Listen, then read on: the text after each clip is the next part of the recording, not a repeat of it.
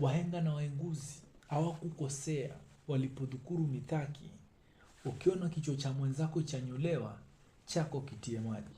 Watanzania walipoona Wakenya twachoma nchi yetu, walibaki kusema ona jirani kwa chomeka na kutuchekelea.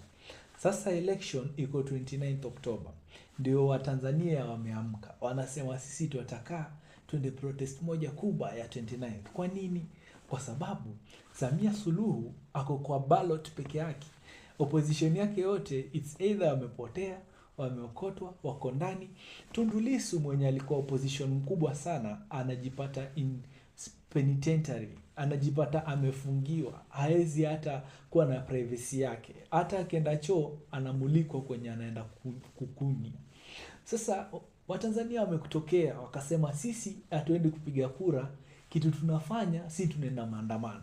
Je, wamechelewa? Je, 29th kutakuwaje?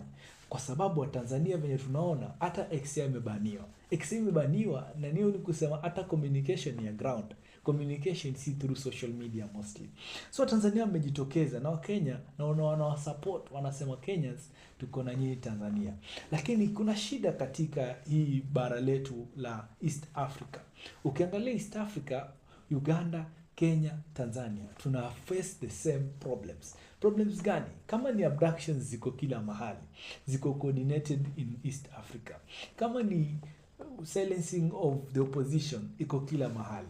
Kwa sababu this is saying that this is a border crisis. This is a border problem. Kwa hivyo kuungana mikono wa Kenya, Tanzania na Uganda ili kushikana kwa sababu ya freedom of speech, uhuru wa kuongea ni kitu cha muhimu sana. Otherwise ndugu zetu wa Tanzania, tunaomba kwamba mkaweze kupigania nchi yenu kwa sababu hakuna wengine watawapigania. Hata wa Kenya hawezi wasaidia.